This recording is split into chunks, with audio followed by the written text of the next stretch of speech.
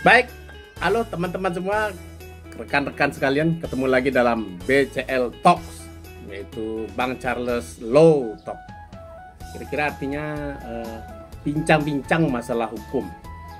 Bersama saya, Bang Charles. Ujungnya silakan tambah sendiri. Ya, sudah bergabung bersama kita 5 tokoh penting di bidang hukum di negara kita. Tokoh-tokoh muda, opinion maker, dan semuanya pasti sudah kenal. Nah, saya sengaja bikin acara ini dan ngundang mereka karena mereka terkenal, jadi biar saya ikut terkenal. Sudah ada Bung Ferry Amsari, kita sapa beliau. Halo, yang paling terkenal ya? Iya, yang paling terkenal. Jadi bobot keterkenalannya itu sesuai dengan bobot badannya. Abang puasa, Bang? Puasa. Oh iya. Puasa, cuman pas berbuka kualitasnya Oke.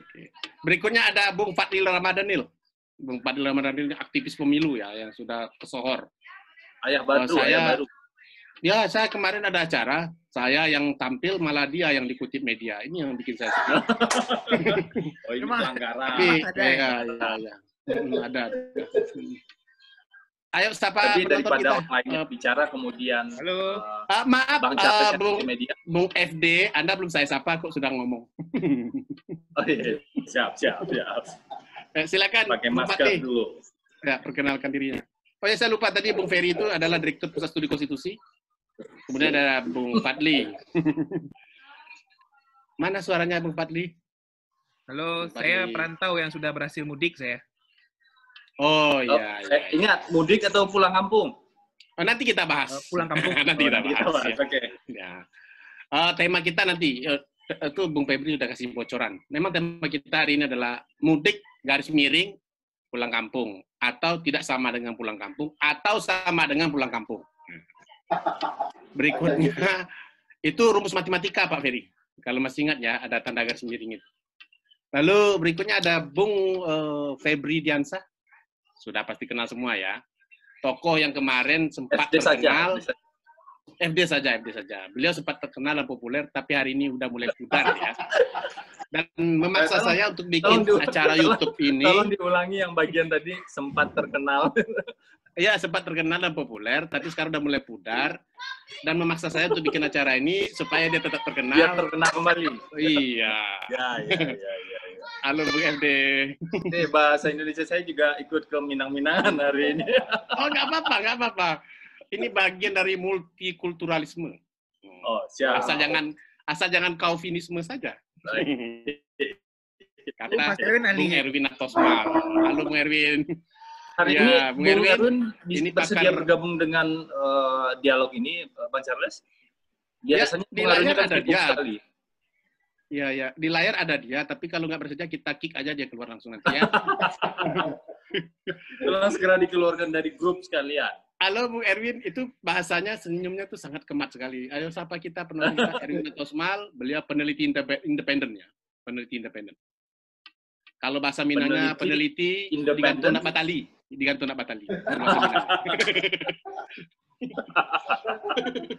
Jadi saking independennya tidak ada tempat bergantung begitu ya. Ya.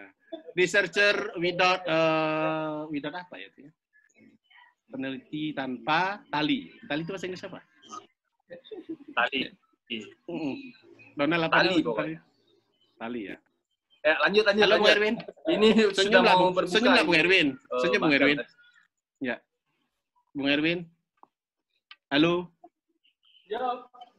Lep. Kok keluar bahasa Minang apa Pak Erwin? Lep Minang. Ini hanya beliau adalah peneliti di yang mengerti bercandanya. Ya.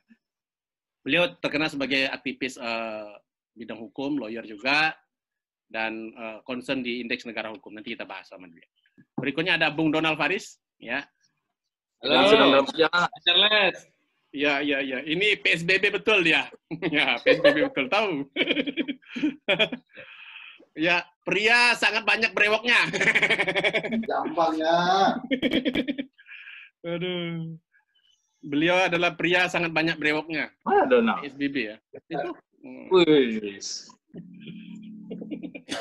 Baik, tema kita langsung saja ngobrol-ngobrol. Ini temanya itu adalah garis bawahi ya, tema tentang hukum, laws. Jadi hukum yang lost ya, yang hilang di negara kita.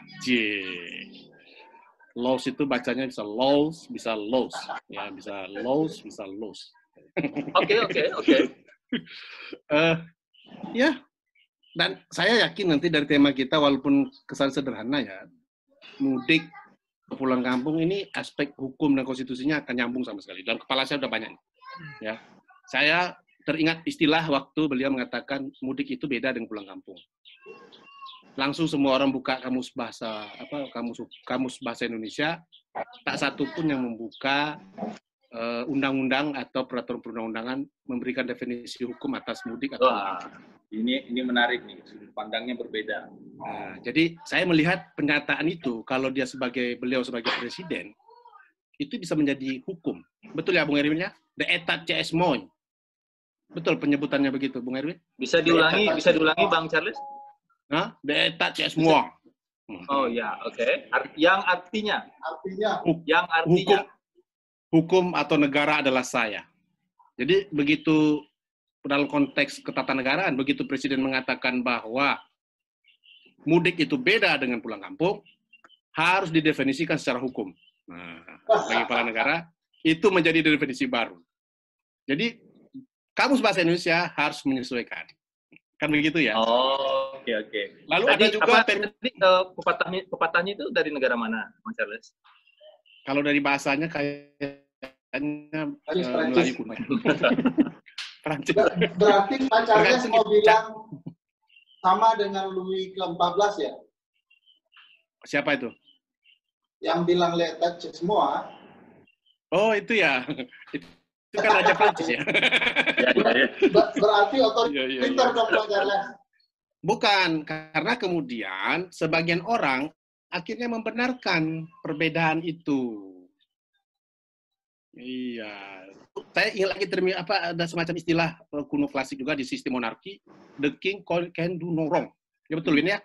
Gimana? Erwin the itu king wrong. Saya agak cemas-cemas dia begitu saya bilang itu, mata Erwin itu langsung berputar-putar dia. The king Coba can do no wrong. Diulangi Bang Charles. The king can do no wrong. Oh, the king can wrong do no. Yang mana yang betul tuh, Win? Artinya. Dijelaskan dengan bahasa manusia. Ya, raja itu bisa saja berbuat salah, tapi itu bukanlah sebuah kesalahan. Artinya, ya bisa juga terjemahkan segala kesalahan raja itu bukanlah kesalahan. Atau bisa saja mengatakan raja bisa berbuat salah, tapi itu bukanlah kesalahan. Kira-kira seperti itu. Tapi kan kondisi sekarang berbeda, Bang Charles. Kalau dulu itu bahkan istilah yang digunakan kan the king. Di Indonesia kan the president. Apa itu hal yang sama? Pasti berbeda kan? Jadi itu sepertinya saya bukan pada posisi ke sistemnya ya, tapi karakter kekuasaannya. Jadi yang dua istilah tadi itu melekat ke karakter kekuasaan. Jadi mau kekuasaan itu presiden, raja, perdana menteri ataupun apapun kekuasaannya, termasuk juga kita di rumah tangga, Babang, ya kan? The father can do no wrong. Wah, itu istilahnya. Oh, itu bahaya. Ini mohon maaf ya. Ini gawat. Itu kan gawat. Iya, di kampus pun kan berlaku. The senior can do no wrong. Nah, jika senior wrong, back to article 1. Kalau masih single berarti the jomblo is always wrong gitu. Ya, betul. The jomblo always wrong. Tolonglah aspek-aspek sara itu jangan di sini. Bukan, kesalahannya bukan pada jomblonya, tapi kesalahan dia bergaul sama orang yang sudah tidak jomblo. Itu salahnya. Nah, dua terminologi tadi saya coba pakai. Kenapa? Karena kemudian masyarakat terbelah. Ya, terbelah menjadi dua. Ada yang pro dengan pernyataan itu, lalu ada dengan mencoba mencari legitimasi. Ada yang kontra. Nah, bahkan banyak meme berkembang. Nah, ini saya kalau kapasitas sebagai kepala negara,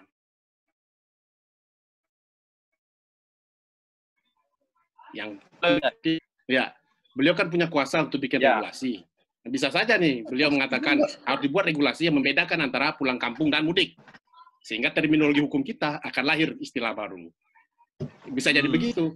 Tapi kalau cuma Ferry Amsari yang bilang beda mudik dan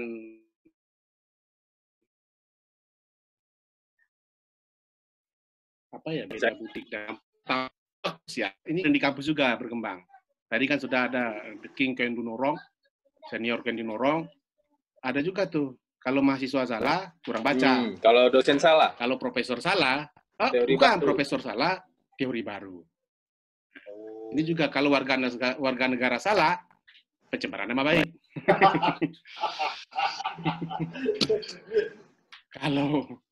Kalau penguasa baru, kalau penguasanya salah, ya kampus baru.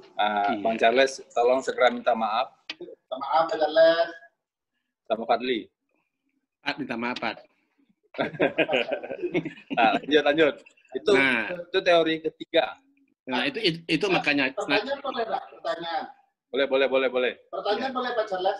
Ya. Bagaimana Pak Charles bisa menjelaskan fenomena bahwa mudik dilarang kecuali mudik bisnis? Nah, gini, saya juga mau mempertanyakan ya, dalam konteks hukum administrasi negara, nanti teman-teman bisa sedikit meluruskan ataupun memperbaiki, mengkoreksi. Dalam konteks hukum administrasi negara, segala tindakan ataupun ucapan ataupun perbuatan dari penguasa itu kan bisa dikatakan sebagai bagian dari tindakan administratif.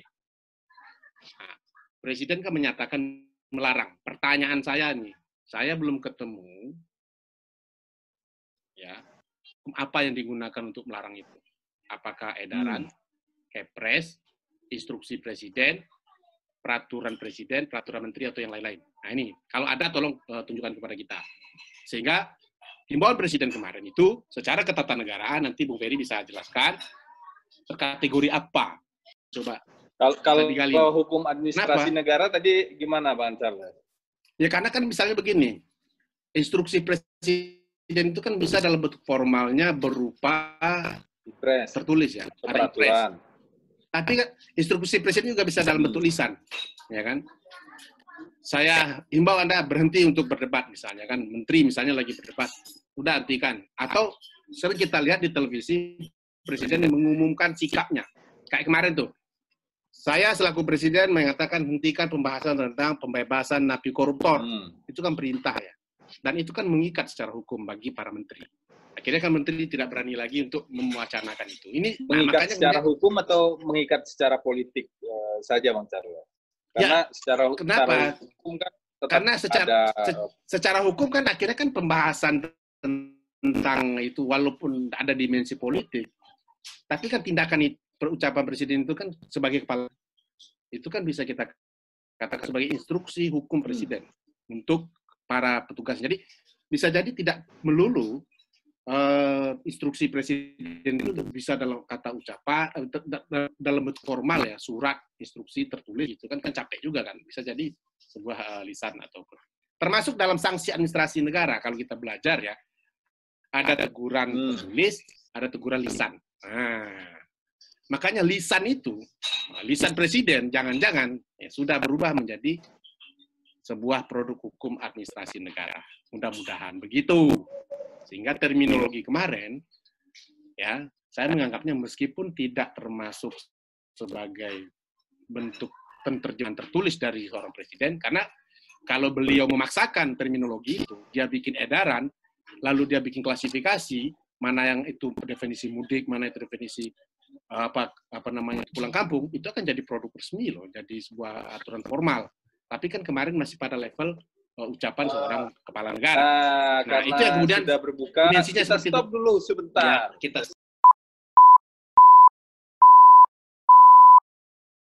Oke, teman-teman semua, guys, halo semuanya. Kita tadi terpending karena ada buka puasa. Kemarin kita siarannya itu menjelang berbuka ya. Ini dalam rangka menyesuaikan waktu teman-teman juga. Sekarang sudah kita mulai lagi. Kita lanjutkan diskusi kemarin, temanya mudik sama dengan pulang kampung, tidak sama dengan pulang kampung, mudik atau pulang kampung. Nah, itu dia. Garis miring pulang kampung. Saya mau tanya dulu nih, kemarin kan sudah jabarkan. Dua hal yang bisa kita lihat dari perspektif ketatanegaraan. Pernyataan Presiden selaku kepala negara bisa nggak kita tafsirkan sebagai sebuah hukum ya, hukum baru dalam pengertian definisi mudik ataupun pulang kampung. Nah, sebelum itu dijawab, karena orang yang mau jawab itu lagi menerima telepon dan kayaknya lagi bertengkar di telepon, jadi lama dia, Bung Peri Amsari. Sekarang kita minta ini pendapatnya Fadli Ramadhanil, ini peneliti Perludem, yang kemudian bukan work from home lagi dia, work from kampung dia ya. Dia bekerja dari kampung. Iya, untung Pak Fadli ini bukan ASN. Kalau ASN disuruh balik Bapak, Pak. Itu beberapa teman saya yang ASN itu udah mulai disuruh pulang-pulang. Kena sanksi ringan kalau yang pulang sebelum tanggal 29 Maret ya kalau nggak salah. Gimana Bung Fadli? Ya, pengalamannya nih. Kalau saya sih akhirnya bisa pulang kampung. Oh ya, sebentar. Selamat ya buat Fadli. Beliau itu memang ya Allah Maha Besar ya.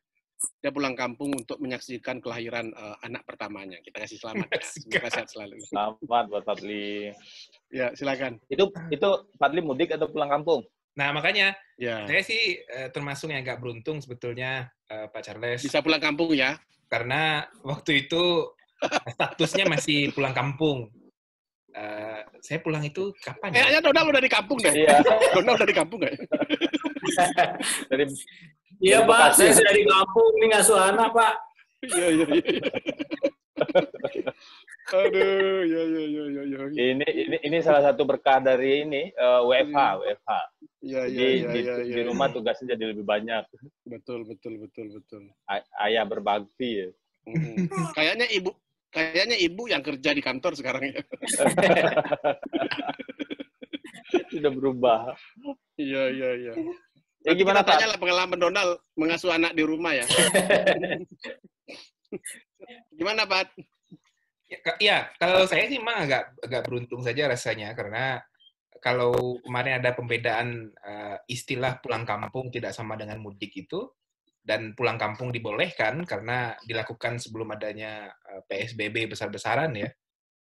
Ya saya termasuk yang orang golongan pulang kampung berarti, karena saya pulang ke Padang itu sekitar 18 Maret kayaknya Pak Charles. 18 Maret kan hampir lebih sebulan yang lalu ya. Jadi tapi definisi yang kemarin itu tidak berlaku surut loh. Nah, makanya. Harus ada definisi lain lagi berarti itu. Iya. Terbang biasa gitu ya. Ya, pengertian pulang mudik atau pulang kampung itu sebenarnya tidak berlaku surut. Itu berlaku setelah pernyataan itu kan begitu. Jadi apa namanya kemarin? Pulang ke Padang itu jadi tidak bisa balik lagi karena kan ada pembatasan kan. Ya beruntunglah saya sekarang masih di Padang sampai sekarang. Iya. Nah, kita ke Donald nih. Donald rencana mudik atau pulang kampung kemarin? Saya rencananya pulang kampung, Pak. Tapi di-cancel jadi mudik. Oh, terus katanya udah beli tiket ya? Iya, Pak. Ini anak-anak sudah mau pulang. Mau ketemu sama neneknya. Tapi gara-gara Pak Jokowi melarang mudik, ya terpaksa saya pulang kampung. Tunggu dulu. Yang ditarik topinya. Enggak, kemarin kan kalau definisi mudik itu kan kalau berdekat Lebaran ya. Itu jadwalnya kapan sih rencana? Kami itu harusnya pulang tanggal 16 Mei, Pak Charles. Tapi mungkin diganti jadi bisnis tiket. Tiketnya yang bisnis atau pulangnya alasan bisnis saya juga belum tahu nih Pak Charles. Iya. Karena satu-satunya yang bisa pulang itu orang bisnis dan naik Lion Air. Oh gini, jangan-jangan begini terminologinya. Boleh pulang urusan bisnis sepanjang dibuktikan dengan tiket bisnis itu loh. Oh, iya. Saya Pak Charles baru tahu pebisnis itu naik kalau pulang Pak Charles. Iya. Jangan sebut merek dong, nanti dituntut orang. Iya. Yang bagian itu disensor ya. Iya, nanti disensor. Mas Donald udah beli tiket sekarang? Belum? Belum Pak, belum ada uangnya lagi Pak. Ini kita sudah ke sawah selama work from home ini Pak. Udah banting setir dari aktivis jadi petani, Pak. Jangan disebut petani, emang petani. Nah, nggak boleh dong. Iya kan, saya nggak bilang hina, Pak. Justru lebih menghasilkan sekarang, Pak. Oh iya, iya. Nanam apa? Ternak apa sekarang? Nanam masalah dan benih-benih masalah, Pak.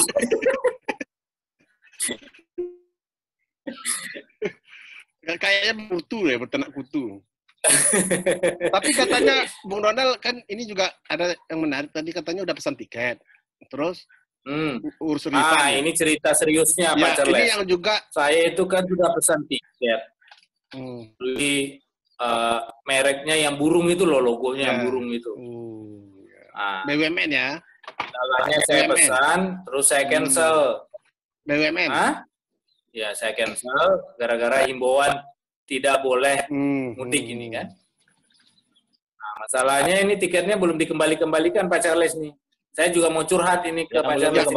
Tiketnya atau uangnya? Oh, uangnya dikembalikan. Kalau tiket kan sudah sama kita. Kalau dikembalikan Bapak antar ke loketnya itu. Jadi uangnya belum dikembalikan. Alasan biro pemesanan tiket ini belum dikembalikan dari maskapai.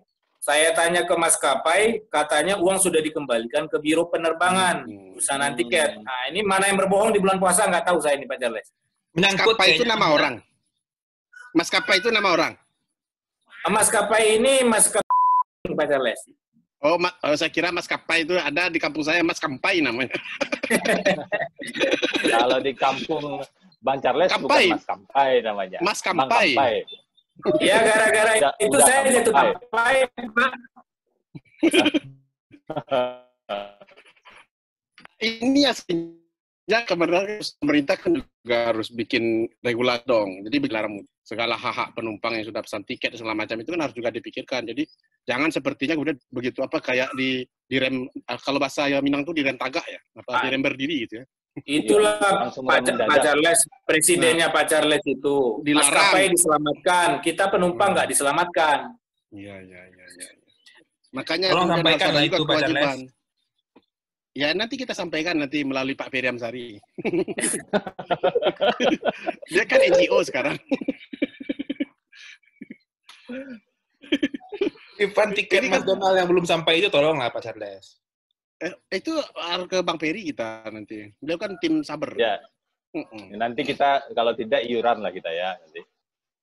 Baru terkumpul tahun depan. Enggak mau saya. Saya aja enggak pulang, iuran pulang untuk dia. Tapi Bang Charles sudah pulang duluan. Oh ya. Sama Pati. Ya. Tapi nggak bisa balik Jakarta lagi.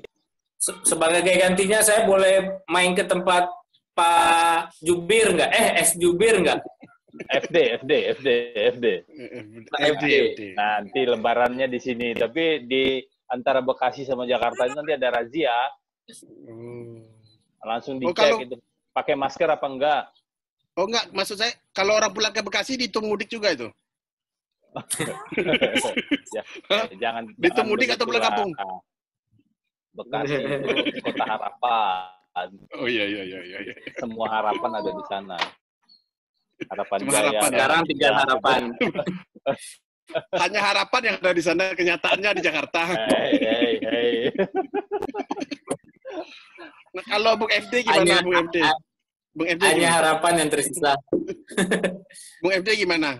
Rencana mudiknya atau pulang kampung? Ya sebenarnya waktu untuk pulang kampung, yang benar itu pulang kampung atau mudik sih. Kalau di Padang itu kan namanya pulang kampung. Benar kalau saya ada cerita. Ini kampungnya Pak FD betul ini. Ya. Pulang bersama. Nah, koma pulang ya. Pulang kampung, iya. Kamu dia aja. Berarti mudik di sini sebagai lokasi kan?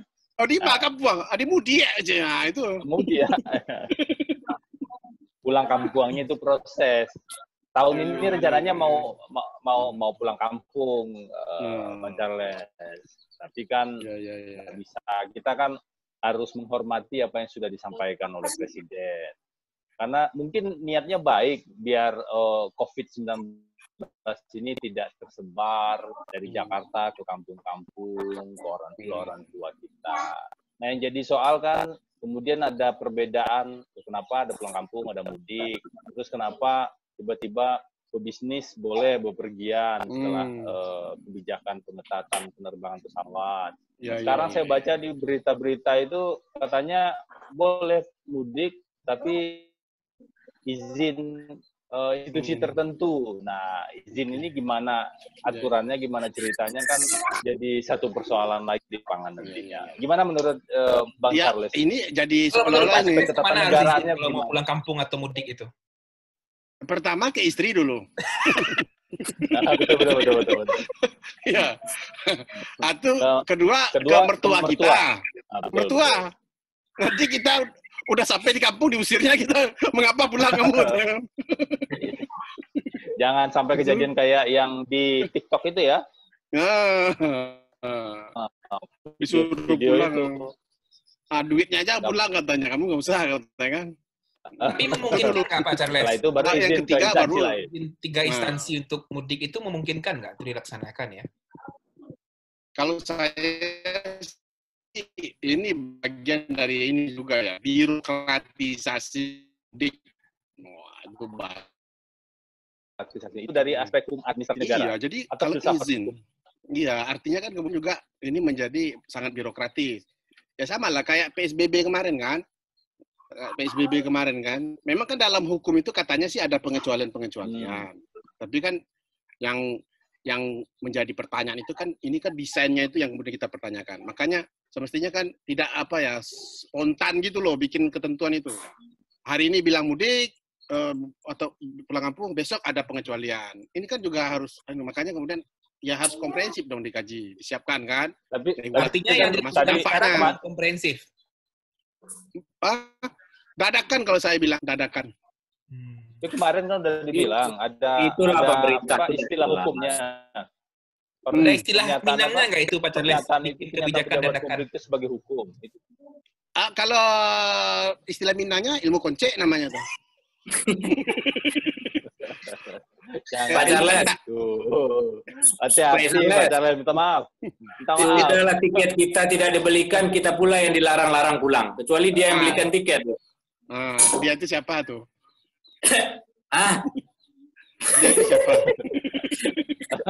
Pokoknya yang larang-larang kita lah. Bang Charles. Ya. Jadi di hukum administrasi negara ini, kalau kata yang digunakan itu izin, berarti prinsipnya kan tidak boleh. Ya. Kemudian menjadi boleh untuk syarat-syarat tertentu. Ya.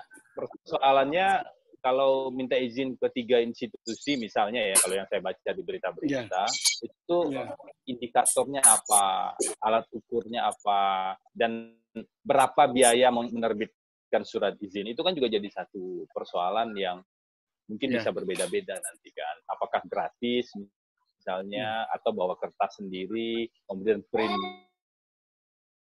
di sana, atau seperti apa? Saya malah mikirnya begini, Bung FD. Ini gara-gara rumitnya perizinan, akhirnya orang udah jadi aja lah mudik katanya.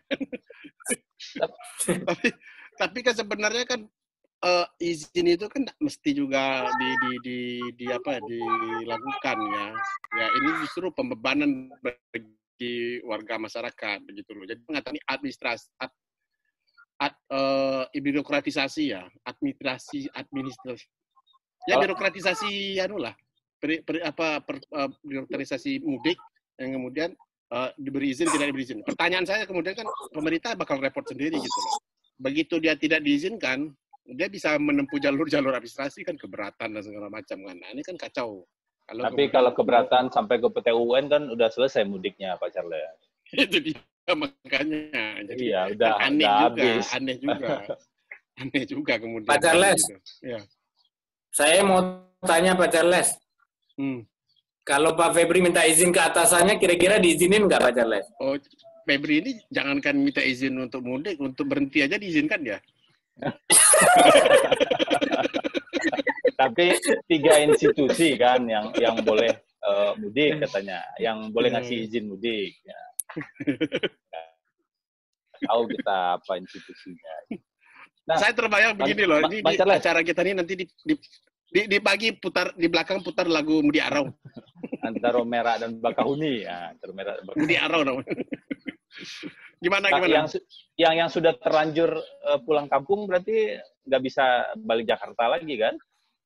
Kalau diperpanjang PSBB sampai 2022 misalnya. Ya, masalahnya bukan nggak bisa. Ya, duit untuk pulang ke Jakarta tuh udah habis juga. Tapi sekarang nggak dapat. Semua penerbangan dalam negeri memang sudah ditutup ya sekarang, Pak Charles ya? Ya kan, tapi kan ada dikecualikan. Ini yang kemudian menjadi diskriminatif kan. Tiba-tiba kemudian kan pemerintah melarang. Tiba-tiba pemerintah kemudian mengizinkan dengan kriteria yang kemudian juga dipertanyakan masyarakat. Sekarang saya mau tanya nih, skala bisnis, ya, urusan bisnis. Itu parameter bisnis itu apa? Ya kan, dari mana kita lihat ada orang tahu apa ini dikatakan perjalanan bisnis atau tidak? Ya kan? Apa naik misalnya bisnis, dia, begitu kelas dia, bisnis? Kalau dari Padang dia misalnya dia bisnis sanjay 1 kilo 2 kilo, bawanya ke Jakarta kan? Ya kan? Tapi mahal ongkos itu. Pak Donald misalnya mau pulang ke kampung ngurus jawinya misalnya, bisnis juga tuh. Jauh itu Pak. Saya khawatir nanti ada diskriminasi juga terhadap kriteria apa yang dikatakan bisnis itu kan begitu. Iya kan? Karena kan pasti ada urusan duit itu kalau orang pulang kampung. Kalau udah buang duit, bawa duit kan itu. Dan bagaimana membuktikannya kan? Iya. Jadi haruskah kita kemudian mengatakan, misalnya PNS misalnya kan, bisnisnya PNS apa? Kalau ASN udah ada, ASN udah ada edarannya Bang Charles. Ya nggak ada. ASN udah nggak boleh katanya mudik sama cuti dibatasi. Kan Menpan kemarin udah kasih edaran. Oke, kalau yang itu. Yang terus non ASN. Kalau non ASN misalnya, ya kan? Apa yang dikatakan seorang urus pulang urusan bisnis? Nah, itu yang kemudian saya pikir ya mesti komprehensif gitu loh. Jadi kalau pemerintah itu kan biar tidak terlihat tidak konsisten, ya kan begitu kan, biar tidak terlihat tidak konsisten, mestinya kan ya jangan serta-merta begitu loh. Kayak ya itu tadi ilmu konsep saya bilang tadi kan. Begitu takana kan disebut dilarang mudik, besok boleh ini boleh. Kan kemarin juga bertentangan terus kan beberapa kebijakan-kebijakan kan antara Menteri Kesehatan, Menteri Perhubungan yang sering kita ulang-ulang itu kan. Makanya dalam konteks penanganan bencana hari ini kan mestinya kebijakan itu satu pintu, ya kan, satu instruksi, satu institusi, ya kan, dan satu komando gitu loh. Gitu. Jadi tidak ada lagi itu. Saya membayangkan begini loh, mestinya sebagaimana juga disampaikan oleh teman-teman yang lain, segala perintah edaran segala macam itu kan harus dituangkan dalam produk hukum. Ya kan? Misalnya larangan mudik. Siapa yang berkapasitas untuk menyatakan itu? Kalau ini bencana nasional, mestinya presiden. Setidak-tidaknya ketua gugus dong. Jadi terintegrasi. Ini ketua gugus sibuk ngurus bencana, yang ini sibuk bertengkar masalah mudik begitu kan. Padahal semuanya itu kan dalam rangka penanganan bencana ini. Mestinya begitu gitu loh. Jadi seperti kemarin juga kan, jadi masing-masing tidak ini. Kalau memang pendekatannya untuk mengurangi mobilitas orang kan begitu. Nah, ini satu lagi yang juga yang kurang pas nih. Oh, kemarin ribut juga TKA masuk 500 orang. Dibiarkan kan begitu. Warga kita di PHK. Nah, ini kan juga jadi jangan dalam kondisi seperti ini menimbulkan dua kondisi-kondisi yang saling bertentangan ya, yang kontradiktif. Ya, kontradiktif. Ya, sikap pemerintah, kebijakan Minangnya apa itu kontradiktif? Batulak belakang. Batulak belakang, oke. Nah, batulak belakang. Itu kalau menurut saya. Jadi supaya ini jadi catatan juga. Kenapa?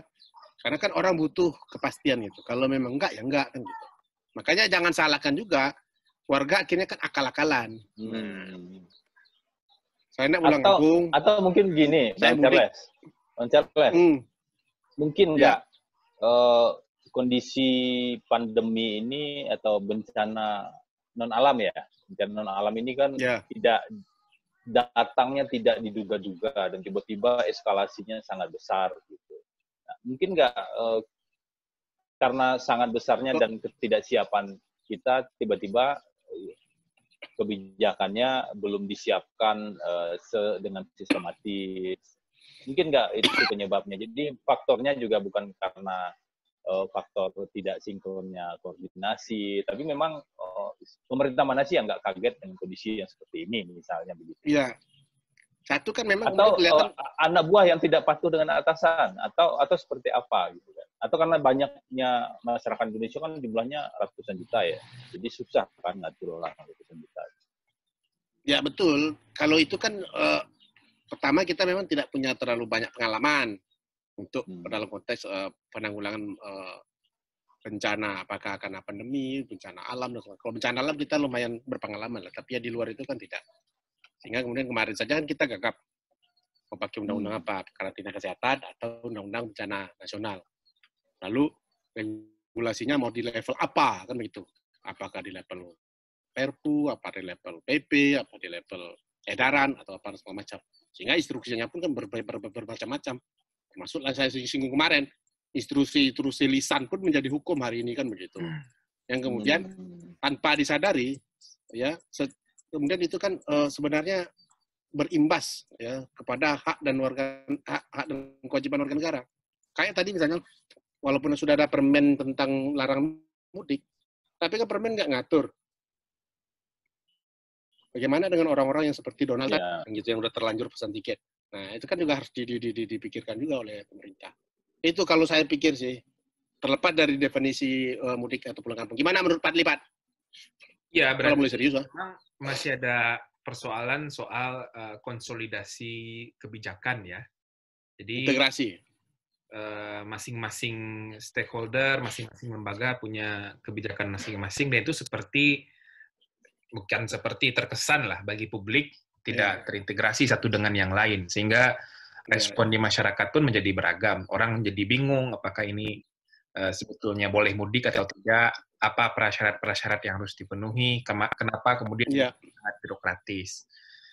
Nah, saya setuju sih bahwa ada persoalan di dalam integrasi kebijakan, dan juga mungkin soal komunikasi publiknya juga ya, soal penyampaian kepada masyarakat kan juga menjadi belum baik lah, sehingga orang menjadi apa sebetulnya tujuan kebijakan ini gitu kan. Ya itu kemarin saya ikut kuliahnya Prof. Jimli ya secara online juga. Ini yang menarik. Memang kemudian dalam konteks penanganan bencana ini mestinya kan ada satu pintu lembaga. Kita sudah punya gugus tugas, ya kan? Mestinya kan seluruh kebijakan yang terkait gara-gara COVID, akibat COVID, berhubungan dengan COVID segala macam itu kan, mestinya kan informasinya kan satu pintu di bawah gugus tugas. Jadi misalnya bagaimana pendidikan, itu kan harusnya gugus tugas yang menjelaskan. Ya kan, nanti didampingilah oleh Menteri Pendidikan, ngomong. Bagaimana pengelola transportasi, mesti gugus tugas juga mengumumkan. Kita melarang mudik, teknisnya baru diumumkan oleh kementerian terkait. Itu mesti kelihatan gitu loh, jadi kelihatannya kompak. Kalau sekarang kan enggak. Begitu masalah mudik, orang berbondong-bondong ke Kementerian Perhubungan. Masalah larangan ibadah dan segala macam, orang berbondong-bondong ke Kementerian Agama. Mesti kan terintegrasi. Padahal gugus tugas itu kan unsurnya, itu pengarahnya itu para menteri-menteri, mesti satu pintu gitu loh. Jadi sehingga satu komando, satu arahan, tidak berdiri sendiri. Kan sekarang enggak, masing-masing. Jadi makanya contoh yang paling baik itu kan memang antara Kementerian Kesehatan dan Kementerian Perhubungan kemarin kan begitu. Itu yang kemudian kita lihat. Makanya saya setuju sekali itu kalau itu bisa diintegrasikan. Jadi setiap pengumuman-pengumuman yang dalam konteks mengurangi hak warga negara itu ya mesti satu suara gitu loh. Nah misalnya kan dijelaskan, saya bayangkan anak-anak di sekolah kampus dan segala macam liburkan, kan begitu. Sekarang misalnya contoh nih, beberapa kampus punya kebijakan berbeda juga. Ada yang ngasih kuota pulsa, ada yang tidak. Begitu ya kampus yang tidak memberi, bermasalah. Lalu ada juga kampus yang memberi potongan untuk SPP. Beberapa kampus tidak. Ini saling membanding-membandingkan gitu loh. Nah ini juga yang kita alami sih, perbedaan-perbedaan kebijakan ini yang kemudian menimbulkan kekisruhan di bawah. Kayak kemarin kan muncul tagar, Unan jangan pelit, kan begitu ya. Unan jangan pelit. Emang Unan aja yang pelit, padahal kan kampus lain juga pelit. Bang Charles. Ya. Di Sumbar kan PSBB juga ya? Nah, ini saya kasih contoh. PSBB itu berbeda-beda juga di masing-masing provinsi. Sekarang di seluruh perbatasan Sumatera Barat, sampai wakil gubernur turun kemarin, menghadang mobil. Orang lalu bertanya, ini udah karantina wilayah ini, bukan PSBB lagi katanya. Menghadang mobil kurang masuk. Coba bayangkan. Saya mau bayangkan begini. Menghadangnya itu di tengah jalan atau di pinggir jalan, Bang? Oh, di pinggir lah. Kalau tengah tabrak nanti. Itu bukan menghadang namanya, itu menyetop. Kayak kita nyetop angkot, nyetop bus di pinggir jalan. Ini ya, tangannya. Menghadang di tengah jalan. Tolong dikoreksi, minta maaf. Ya. Menyetop. Menyetop itu membuat mobil menjadi stop ya. Ya, memberhentikan bahasa Indonesia. Iya. Gimana PSBB di Sumbar, Bang? Sama orang bertanya, ketika hujan di tengah jalan, kemanakah engkau pergi? Iya, ke pinggir jalan. Iya, ini terlalu mudah pertanyaannya. Bukan pertanyaan di pelatihan online, kan? Jadi kan begini, Bung FD, saya membayangkan kenapa kemudian ketika Sumbar PSBB, mobil itu kan dari provinsi sebelah. Ya, iya kan? Dari Riau misalnya ya. Dari Jambi kebetulan kemarin yang heboh Jambi, itu. Jambi, oke. Dia masuk dari Jambi. Semestinya kalau ini kebijakan terintegrasi, dari Jambi sudah nggak bisa keluar dia. Nah, kan begitu logikanya kan? Nah, ya, yang menjaga itu kan Sumbar sedang PSBB, ngapain jalan ke Sumbar gitu ya? Nah, itu dia. Tapi untuk kepentingan bisnis gimana? Yang bisnis kan mobilnya, yang penumpang kan kita belum tahu. Bisnis itu apa? Di Sumbar misalnya yang sedang banyak sekarang, Karakaliang atau apa begitu? Jadi poinnya standar yang tidak sama ya antar daerah. Kalau saya sebagai orang Minang kan itu diturunkan dari undang-undang, peraturan presiden, baru ke peraturan gubernur kan? Sebelum ke sana ya, saya kalau sebagai orang Minang ditanya nih, apalagi orang Makassar juga ya, Bapak pulang kampung, iya urusan apa? Urusan bisnis? Ya, pastilah, saya kan orang Padang, pandai berdagang. Wah, gitu. Nggak ada orang Padang itu yang bekerjanya, pergerakannya tidak dalam rangka bisnis. Pasti dalam rangka bisnis. Tahun lalu aja sambil mudik juga bisnis ya? Buat ongkos pulang. Nah, nanti kan dia begitu dia sampai di kampung kan, ada juga barang-barang yang dibawanya dari kampung. Dari Jakarta dia sudah bawa barang lagi dengan kita. Nah. Ya, Bung Ferry, selamat datang, Ferry. Ya. Silakan waktu dan tempat. Batangkah aja Profesor dia. Jadi sampai marah. Yo, babayo emang. Kami Bapak kunjungan Ferry tadi nyo tangkal Profesor dia, Pak. Itu lah hilang dari apa kok? Alun. Nah, kok babukol ya. Masing Bang.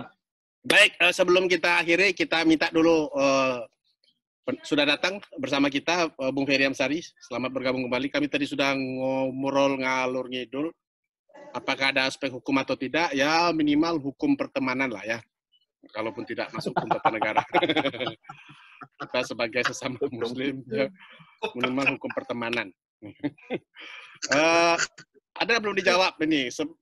Dalam konteks kebijakan sebuah negara nih, ya saya mau tanya nih Bung Ferry ini, instruksi lisan, bahasa-bahasa lisan itu kan kemudian terkesan berubah-ubah kemarin ya. Hari ini boleh mudik, besok bilang kecuali bisnis, besok lagi bilang boleh asal ada izin 3 institusi. Ini kan kelihatannya gimana sih sebenarnya integrasi kebijakan di level pemerintahan itu loh. Lalu apakah memang cukup dengan himbauan-himbauan? Semestinya sekarang kan misalnya kita kan mempertanyakan nih, produk hukum apa sih yang kemudian digunakan oleh pemerintah untuk melarang warga negara, padahal itu kan semua hak-hak warga negara. Ya kan? Nah, kalau ini tidak clear secara normatif kan ini bisa jadi persoalan gitu loh. Kalau ada yang mengajukan keberatan, jangankan hanya sekedar edaran, sekarang perpu saja udah diuji orang ke Mahkamah Konstitusi. Ya kan? Jangan-jangan nanti larangan-larangan itu nanti dipersoalkan. Ya, silakan Bung Ferry. Saya berbuka dulu ya. Baca roh. Suruh lah Ferry jawab dulu Lanjut sampai awak berbuka. Lanjut sambil berbuka. Bang Ferry dijawablah dulu Bang. Iya. Sambil berbuka mungkin puasa. Pak Charles ingat bahwa kekuasaan presiden itu adalah the power to persuade ya. Presiden itu ditugaskan mempersuasi orang. bagaimana mempersuasi orang, meyakinkan orang banyak, kalau kemudian saya lagi baca buku ini loh, Presidential Power Without Persuasion. Apa Richard E. Neustadt ahlinya itu? Saya lupa. Pokoknya saya baca bukunya aja. Tak mengerti dan saya tidak tahu. Cuma judulnya Presidential Power Without Persuasion kalau nggak salah. Karena rumusan pertama mengenai kekuasaan presiden itu kan salah satunya dikemukakan Neustadt. Neustadt dalil yang terkemuka adalah presidential power is the power to persuade. Nah, akan sulit mempersuasi orang kalau sikap, tindakan, kebijakan itu berubah-ubah. Di luar negeri itu Pak Charles, kalau presiden itu berubah-ubah, sikapnya habis dibuat media dan jadi bahan olok-olokan oleh publik. Nah, ini kan mestinya jadi pelajaran bagi presiden kita bahwa ini kekuasaan presiden loh. Raja sebenarnya, jadi istilah Pak Fadli kemarin itu benar juga, raja yang dibatasi konstitusi. Jadi dia sangat powerful sepanjang kemudian sesuai dengan konstitusi. Nah, sayang kalau ini tidak betul-betul dimanfaatkan untuk mempersuasi orang agar kemudian momen ini bisa dilalui dengan baik dan kita bisa selamat dari COVID. Apalagi Pak Charles ini ada kesempatan baik bagi Pak Jokowi ini Pak Charles, mempersatukan dua kubu yang terpisah. Nah, baik mempersatukan ke arah yang positif bagi Pak Jokowi, atau sebaliknya, orang-orang akan bersatu kemudian mencemooh Pak Jokowi. Kan ini ada baiknya Pak Jokowi menggunakan kesempatan ini sebaik-baiknya agar bisa menyatukan dua kubu. Ini kan di kabinet sudah satu nih, tinggal kubu-kubu yang di luar lagi. Nah, mudah-mudahan kita doakanlah Allah kasih Pak Jokowi hidayah untuk terus memimpin dengan cara yang baik dan punya kebijakan yang pasti dan tidak mengecewakan publik banyak ya. Baik, saya teringat juga begini. Jadi dalam kondisi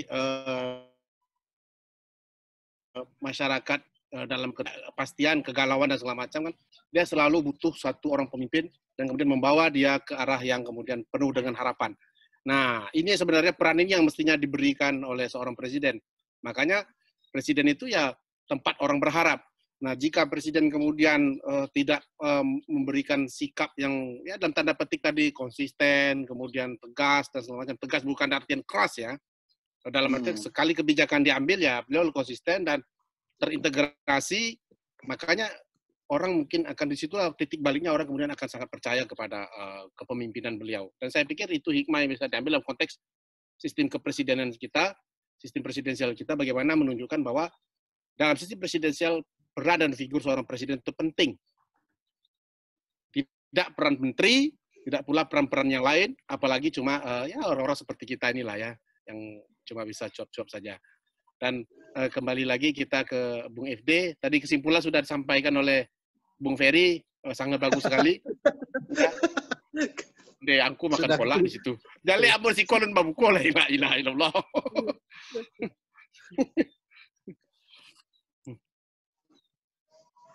Ya. Artinya begini, kondisi krisis Pak dalam konteks ketatanegaraan. Mic-nya. Ya, di Jakarta udah berbuka, udah azan barusan. Ya. Tapi kenapa kita ngambil tema? Tapi Bang Charles inilah bisa menahan godaan lah. Ya. Ini bukan kolak tapi lupis. Lopis, Pak. Lopis. Kalau di kampung mau lope. Lopis pakai gula saka. Ya Allah tuh jangan aku sabu-sabu ya tambah. Oh ya, lanjut. Tapi iya. Saya pikir tadi apa yang disampaikan Ferry udah menutup sesi kita kali ini dan sudah menarik sekali ya. Jadi kita maunya temanya sebetulnya sederhana, tapi memang ini gambaran dari sebuah kebijakan negara yang dari hal kecil-kecil ya, mulai dari persoalan mengatur mudik, persoalan physical distancing, sampai yang besar-besar ya, persoalan PSBB, persoalan Perpu, bencana nasional, pilkada segala macam. Nah, kalau dari hal yang kecil-kecil ini kemudian tidak terlihat ketegasan dan konsistensi pemerintah dalam mengeluarkan kebijakan, saya pikir ini akan cukup sulit rasanya nanti kita akan bisa bersama-sama satu baris tujuan dalam rangka melawan COVID ini.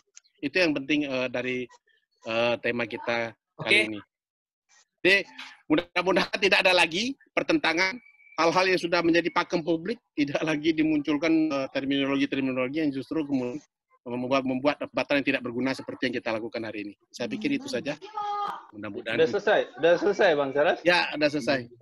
Karena kami juga mau baik teman-teman, ini edisi pertama kita dari BCL Talk, Bang Charles Law Talk ya.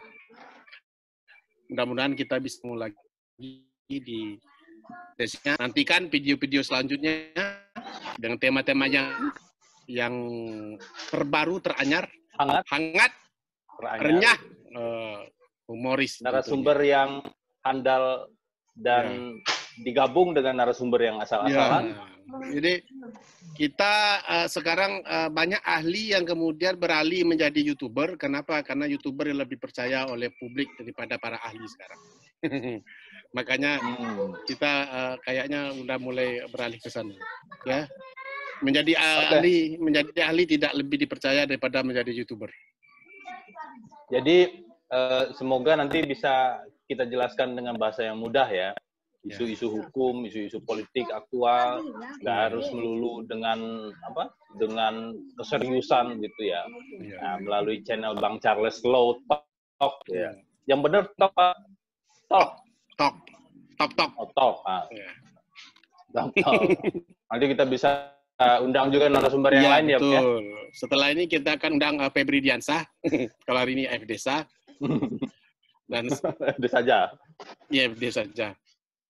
Oke, itu saja. Terima kasih dari saya. Sampai ketemu lagi teman-teman semua.